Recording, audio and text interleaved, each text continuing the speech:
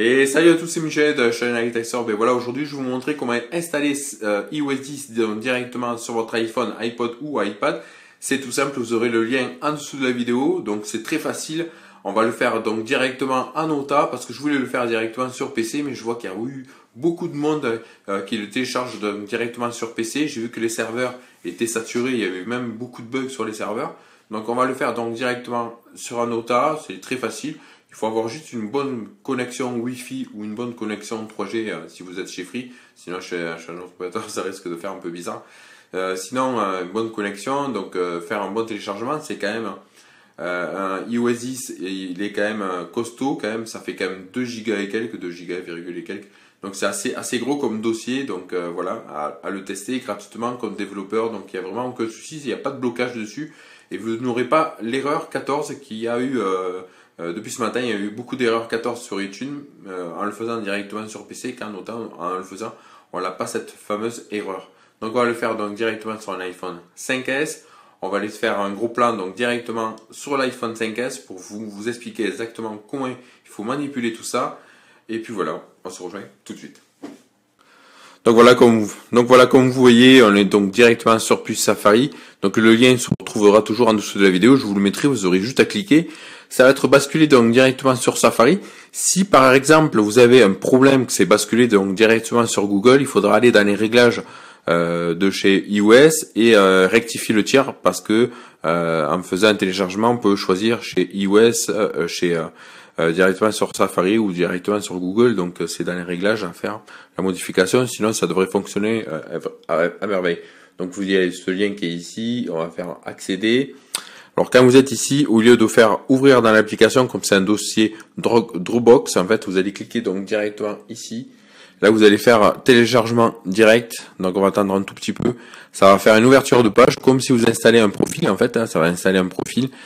Et Apple en fait va s'apercevoir que voilà, il va calculer par rapport à ce que c'est comme un iPhone et tout ça. Donc on va faire installer. Donc là il vous montre tout ce qu'il y a dedans. Donc installer aussi. Vous faites installer juste ici. Donc voilà.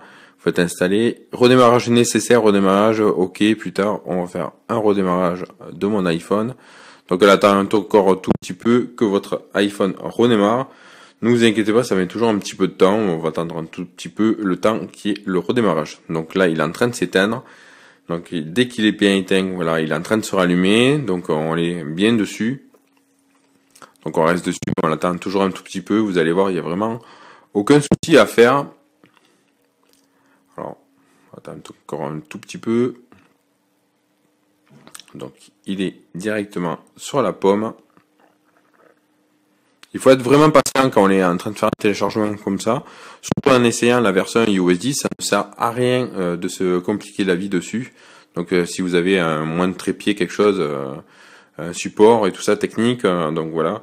On va aller donc directement sur les réglages. On va aller sur Général, sur mise à jour logiciel. Donc on va attendre encore un tout petit peu. Donc bon, là il y a un mot de passe, on va aller encore l'enlever. Donc elle est ici, donc voilà, automatiquement votre iPhone va vous proposer la mise à jour logiciel iOS 10 développeur bêta 1. Donc qu'est-ce qu'il faudra faire télécharger et installer. Vous allez cliquer dessus, vous allez attendre un tout petit peu. Il y a les conditions générales si vous voulez les lire et tout ça. Donc le mot de passe, ça ne sert strictement à rien. Vous pouvez les lire, hein, il n'y a vraiment aucun souci. On va les faire accepter. Donc on va les faire accepter les conditions générales. Si vous avez bien lu, vous faites accepter. Là maintenant il y a la mise à jour demandée, donc il est en train de faire de lui-même son téléchargement automatiquement dessus. Donc comme vous voyez, mise à jour demandée. Donc là il est en train de faire la mise à jour. Comme vous voyez, quand il est en fonction, quand vous avez les petites roues qui sont en train de tourner dans l'application réglage, c'est que vous avez la version qui est en train de se faire. Donc il est en train de se télécharger automatiquement. Si vous avez vraiment une bonne connexion Wi-Fi ou 3G, comme je vous ai dit auparavant, il n'y aura vraiment aucun souci pour télécharger iOS 10 développeur bêta 1. Donc comme je vous disais, sur PC c'était 2 Go.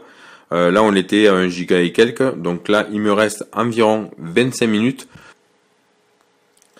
Donc voilà, comme vous voyez, on est donc revenu donc directement sur l'iPhone. Donc là il nous marque 34 secondes. Donc on est sur une fin, 20 secondes.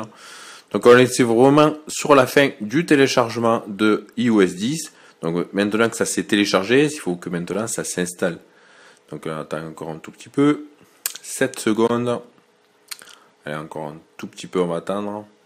Alors c'est un peu long, hein, quand Apple dit 7 secondes, c'est un peu comme tout ce qui est high-tech.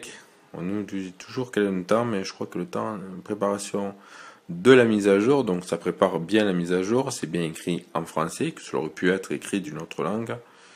Donc là, mise à jour logiciel, l'installation de iOS 10 développeur bêta 1 commencera dans 3, 4, 2, 1. Voilà, on ne touche pas, on laisse faire. Vérification de la mage, voir si c'est très bien. Si l'iOS 10 que vous avez téléchargé fonctionne vraiment très bien. Normalement, il n'y a aucune raison à 100%. Je vous garantis à 100% que ça fonctionne vraiment très bien. Après, c'est vrai que si on est sur le bêta 2 et que vous essayez d'installer le bêta 1, bon, par contre, il vaudrait mieux peut-être installer le bêta 2 que le bêta 1. Donc après, ça c'est une préférence de mon côté et de ma part. Donc ça, c'est vraiment à installer. Donc elle attend encore un tout petit peu. Comme vous voyez, vous avez votre iPhone qui est en train de s'éteindre. Donc là, maintenant, il est en train de se rallumer. On attend encore un tout petit peu. Il s'éteint, il se rallume, il va le faire plusieurs fois. Et ça, il faut pas avoir peur quand il fait plusieurs redémarrages. Donc, il a enlevé la version qui avait iOS 9 dessus. Il est en train d'installer maintenant la version iOS 9.3. Donc maintenant, ce qu'on va faire, c'est qu'on va attendre parce que ça met toujours un petit moment et sinon on a des vidéos de 20-30 minutes. Voilà les amis, donc on revient donc directement sur mon iPhone 5S. Il s'est rallumé, il s'est rééteint. Là, on découvre un nouveau. Appuyez sur le bouton principal pour ouvrir. Donc toute l'interface a vraiment changé dessus. Donc on va cliquer dessus. Donc voilà, on rentre donc directement sur la nouvelle interface qu'il y a dessus. Vous avez une nouvelle application qui est ici, domicile, démarrer. Donc voilà, il y a vraiment pas mal de choses à rentrer. Bienvenue dans Home. Ça c'est pour contrôler votre maison dessus. On va aller cliquer sur le côté, on va aller venir voir s'il y a les couleurs qui ont vraiment changé sur les fameuses applications. Ouais, la petite bulle de message a été refaite, elle a été redessinée. J'aime bien, la petite bulle de message a été redessinée, donc c'est à voir, c'est à voir, hein, il y a pas mal de choses. J'ai entendu qu'on pouvait enlever aussi donc directement le dock. Donc est-ce qu'on peut enlever le dock? Je ne sais pas.